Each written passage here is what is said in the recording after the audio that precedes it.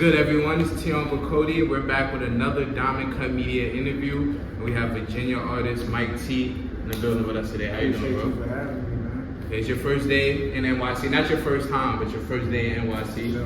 What have you done so far? Work. Yeah, you feel me? Work just, you know what comes with it. Just moving around, making things make sense. Just, just keep that grind going, staying consistent, doing what I got to do. So that's really what I'm out. I saw your IG story. You was in the Bronx, right? Getting some seafood. You went to City Island? Yeah, come on, man. Come on. Johnny's reef. I had to pull up. Had to get the fried shrimp, all that. French fries, extra ketchup, you feel me? All that. Nice. You feel me? Now let the people know where you're from. I said Virginia, but let them know specifically where you're from. 703-571, Northern Virginia. That's your Fairfax County, your Loudoun County, like all of that. Ashburn, Leesburg, Reston, Sterling, all that. Okay, bet. What's that? What's it like out there growing up in those parts of Virginia? It's cool. You feel me? It's not a lot going on for real. Everybody's kind of to themselves. Nobody really, I feel like, takes that step. Everybody's just kind of cool where things are. You feel me? I feel like you got some people that's like me that really want to take that extra step and really kind of put where we from on the map. And then everybody else is just kind of, they're just cool. They're just living their truths and they're just, just getting in where they fit in. Has any famous artist ever made it out of that part of Virginia? When you say famous, what do you? Or like somebody that maybe had like a song on the radio, someone make it on TV or anything like that? Nah. Okay. So you're trying to be the first? For sure. Alright, so how is the music scene in that part of Virginia? I'm not gonna lie, we had some dope artists. Zelangelo, J-Day, LR, guys like that, like real lyricists, real spitters, you feel me? And I think our area is very slept on when it comes to our rapping abilities and stuff, but we can rap with the best of them. It's just, we need somebody who's gonna step out there and put the shine on us, and that's what I'm not trying to do, but that's what I'm gonna do, so. And what do you think it's gonna take for that to happen? It's 20,000 hours, just keep putting the work and be consistent and not fall into the stereotypical bullshit. And just be me. Really just be me at the end of the day. Like, I know my lane, I know I'm a lyricist, like I'm a rapper, you feel me? So when you tune into me, you're gonna get the heartfelt music, you're gonna get the crank shit too, but when you tune into my music, it's feel music, you feel me? Like, you're gonna feel what I'm saying in every bar. So. And while we're still on the topic of where you're from in VA, would you say it's a lot in terms of like the support with the music? Would you say the community is it more love or is it more hate? Oh, it's terrible. I'm not gonna hold you, like, it's terrible. But I feel like that's just that's everywhere though. That's no matter where you're at. So it's not so much about VA. It's just kind of like when you're in the world, you're trying to do something that people really haven't done, or people are kind of like, man, that's BS. You feel me? They're gonna look at you a little strange. They're gonna be like, man, he's tripping. But then when you hear somebody on the radio and they pull up in the Phantom or something, it's like, oh man, he was on it the whole time. You feel me? So it's like you just gotta cancel the outside noise and just do what you love, do what you do. Now, you're not gonna get support until people really, on. Yeah, when you making music with their favorite artists, you making moves, doing what you gotta do, and actually being a rapper and not being a rapper. You feel me? There's a difference. You feel me? Like when you're moving around city to city and putting in the work and putting in the money behind it, investing and stuff like that, like you're a rapper. Yeah, you feel me? So. Have you experienced any of those differences, or like when you first started, people were like not taking it serious to maybe they see you as a serious artist now? Oh yeah, for sure. Cause everybody always thinks somebody's a one and done. You feel me? So I started rapping I started taking it serious a year and a half ago.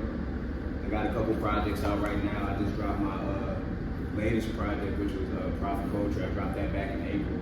And I'm about to drop my new project, who is Mike T. That's gonna be coming in late October. So,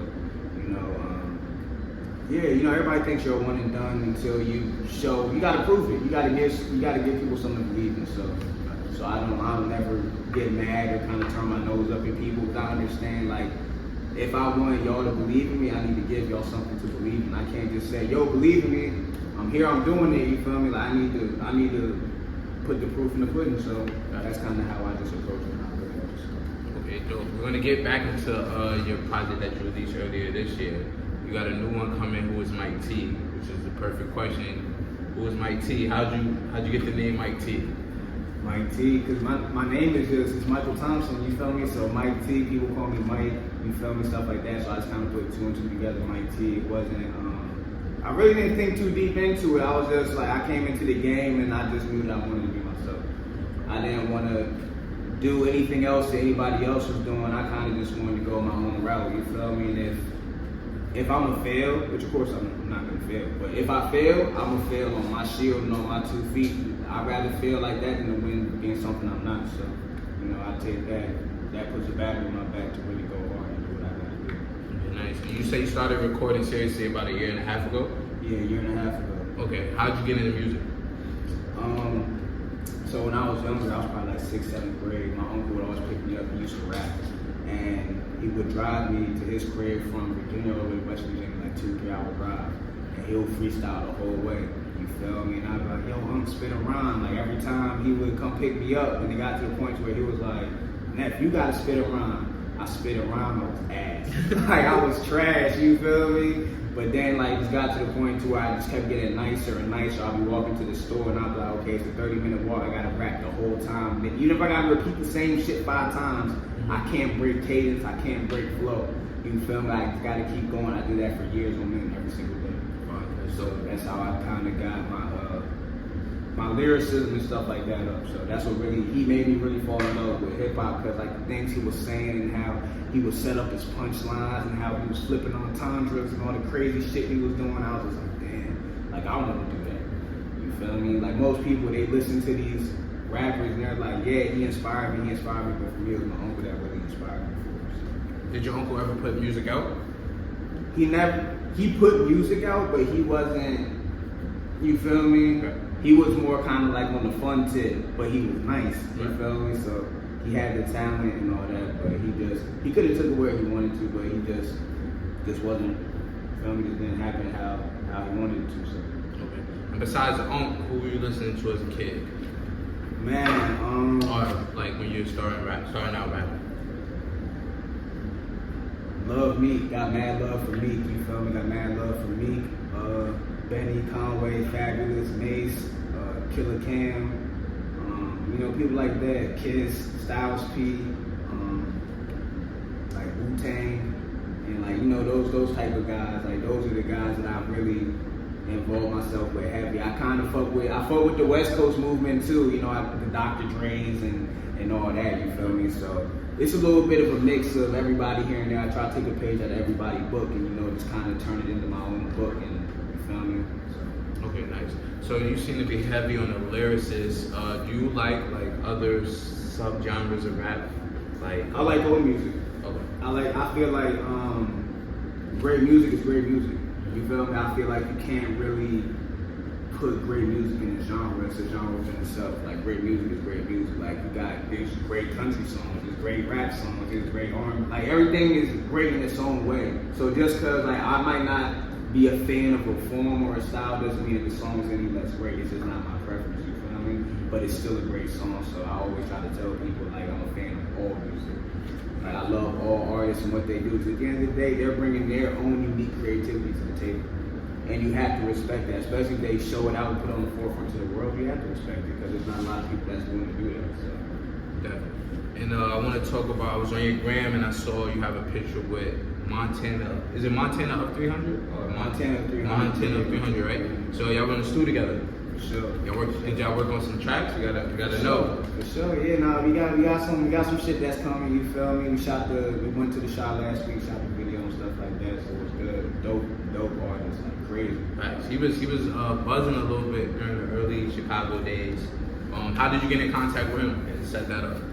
Honestly, it was one of my homies, Will Sellers. He helped me really put all that stuff together. He's the A&R for my project, who was Mike T. I'm dropping in next month. But he helped me really put things together, getting in contact with these people, and just making sure the business side of things was really right. You feel me? Because like in this industry, like you can't go off a handshake. You can't, you feel me? You can't go off somebody's words. You need everything in writing. So, but Montana and them, they were cool. They did business the right way. Like, they showed mad love out there. You know, I'm gonna be going back out there and we're gonna be doing a lot of work in the future. So. I was gonna ask, how was he? Like, did you went out there, so y'all obviously in the studio together. How was the vibe? It was dope. The thing that surprised me the most about him, I told him too. I told KP also. I was like, man, like he pulled up by himself. And he pull up 20, 30 niggas deep, you feel me? Niggas hanging out the window looking crazy and shit, you feel me? He pulled up by himself. You feel me? Like, what's good? Right. Like, chill, cool nigga, you feel me? Giving me little game, we shooting a video. Like, he might be like, yo, like, try this, like, do it like this. Like, you feel me? Cause you feel me? That's giving me little, like, veteran shit, little tips and tricks of the trades. I'm still fresh in. Right. You feel me? So I'm just a sponge soaking up all the game, you feel me? And he earned that title rap guy for a reason, you feel me? So, you know, when I'm in rooms like that where I'm with people that, when I'm with people and I'm not the biggest fish in the pond, you feel me? I tend to just sit back and I really want to learn. You feel me? 'Cause I want to be the best version of me I could be. So I definitely picked up a few things from him also. So. Okay, dope. And I was gonna ask too. You've been rapping about a year and a half now. What's some challenges or some game that you've gotten so far? You know, just being around all these people and working on the projects you've worked on. The challenges, honestly, I would say would be the money, as far as like investing. Because you're an independent artist, right? For sure. So speak on that a little bit, because people don't understand just how difficult it is to be indie in anything. Like, you have to put up everything is you putting up your money.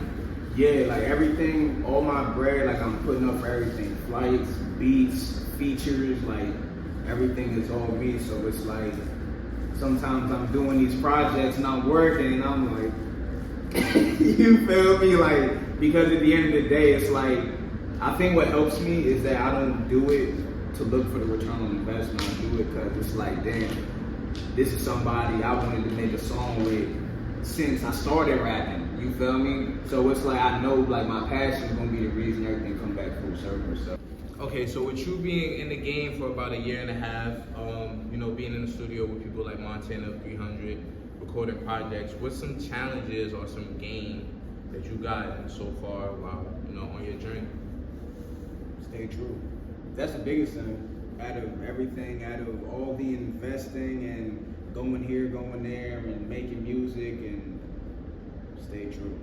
Because I didn't have a little, I won't speak too much on it, but I didn't definitely have my little situations as far as like, you know, the industry go and stuff like that. And just one thing I always say is that, you know, just be you. Don't be afraid to be you. Who cares if somebody doesn't think your shit's hot? You feel me? Like, if somebody doesn't think your shit's hot, I guarantee you there's a million other people that do. You just gotta find them and get your shit in front of them. That's all it comes down to. And let's talk about your latest release that came out in April, Prophet Poetry. Yeah, produced by my dog Lavish. I ended up linking up with him because I found one of his beats on YouTube and we ended up linking it and stuff like that. But now I had J Day on it, and I think it was a dope project, man. Yeah, very solid project. It was a dope project, man. I think my favorite song in that might be either Let Go or the Mike T meets J Day joint that I did with Bro, because I just feel like the whole project, especially that track though, like we was spazzing. Right. Like we was talking that shit. So. And why did you name the project Prophet Poetry? Because I'm delivering a message. You feel me? I'm delivering a message. So it's like I'm delivering a message that, like, number one, like I said before, to stay true, and two, it's kind of like I'm not flexing. You feel me? But it's kind of like I'm here. Like, I want y'all to see me. You feel me? So I want to be acknowledged. I want to be respected as an MC. You feel me? So. And I heard one of your bars, I can't remember what song it was on the tape, but you said something along the lines like, you're not talking about killing. I forgot what you said after that. But do you feel like people like don't Let Go track. Yeah. Do you feel like people don't give your music as much respect because you're not talking about like shooting? For sure. If I talk about stuff like that, I'll be a star tomorrow. You feel me? Like, I'll be a star tomorrow if I go down that route. So I feel like, you know, a lot of niggas think it's corny, you feel me? Because I don't rap about the typical, like, I don't rap about destruction for real, you feel me? So it's like, you know, destruction and shit like that is what sells, and you know I'm not gonna promote that. You feel me? That's not what I stand for. Like I don't care what everybody else does, cause like the thing is, you got the people that promote destruction, and then you got the people who talk about how they actually lived, and there's a difference between that. Like if you really went through shit and you really telling your story, that's one thing. But if you never been through anything and you're saying you shooting and killing, you robbing and doing all that, it's like, for what? You feel me? Like the honor roll's cool, nigga. Like you feel me? Like go tell niggas to be on the honor roll. Go tell niggas to go to school. Go tell like you feel me? Go tell niggas to be dope, be them. You feel me? Like fuck the killing and all that shit. Like let's come together. Why we gotta bring each other down? And why can't we just work together? Let's make money together. Take care of our families together. That's what it's all about. So. You know, that's what I stand on as a man and just who I am. So. All right, and who is Mike T is next? For sure. What can your listeners expect on that project? I ain't even gonna lie to you. This is definitely my best work yet. Best work yet for sure. 2 super solid features. Hold on. Is Montana 300? Is he one of the features? Sure. All right, for sure. So we got that. I can't say the other one. Not gonna say the other one, but definitely 2 solid features, and I was just blessed to be able to, you know, have those guys on the track with me and stuff like that. But I mean, the songs hit home. Every song hits home. How many songs will be on this one? 6. Okay. 6. I did it. I think I started working on it around May, but I've had the beats for a year because I've been working with KUT closely and stuff like that. So, you know, we've been going back and forth and stuff like that. So I finally decided to really lock down after I dropped Prophet Poetry and work on a project. And I literally just finished the project. So it's coming soon, and I think this is going to be the project that really put me on the scene. Like, wow, this guy's the real deal. You feel me? Like, even though he's young, he's 25, he just came into the game, he rap like a veteran. He got the mindset of an old soul, and he's really here doing it. Right. You feel me? So. Okay. And I want to ask, you know, you got who is Mike T next? You're still young, 25, been rapping for a year and a half. Where do you see your career in 5 years, or what's your plans for your career in the next 5 years? 5 years, I see me. In 5 years, 5 years from now, I see me being. So we'll be in 2023, 2028. 2028. September 2028. Where are we gonna see Mike T? Top 10 lyricist. Alive. Top 10. You feel me? Like all time, or like? Nah, just alive. Just alive. Yeah, just alive. You feel me? Because you know I always show love, always respect. You feel me? For the ones that came before me and stuff like that. But as far as the people that's alive, top 10. That's my goal, and I see that. And just the pace I'm moving at, I see that happening. Top 10. You feel me? So it's like, my whole thing is, I never cared about really being number one. I just wanted to be the best that I could be. And if that puts me at number one, then so be it. But either way, I'm gonna be on that Mount Rushmore. So I'm good with it. You feel me? I'm good with it. It's just the respect I want. That's it. And you've been doing your thing independently, giving, you know, big features, dropping nice projects. What's some advice you have for any independent artists out there? Invest. Invest. I know it's a scary word. I know it's scary, but trust me, you have to invest. You gotta be willing to lose and take losses.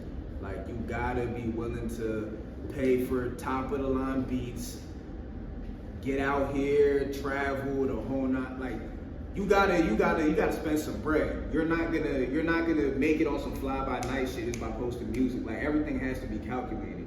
Because if you're dropping music and nothing is calculated, like, it's not saying nobody can pick it up and it won't blow, but it's the odds are against you. So you want to make sure you're doing everything in your power and building these relationships, because along with doing good business, you develop good relationships, because the business shows niggas how serious you are. If you got a nigga that's paying $3,000-$4,000 a beat, that producer 9 times out of 10 gonna lock in with you on some shit like, yo, like, he's serious.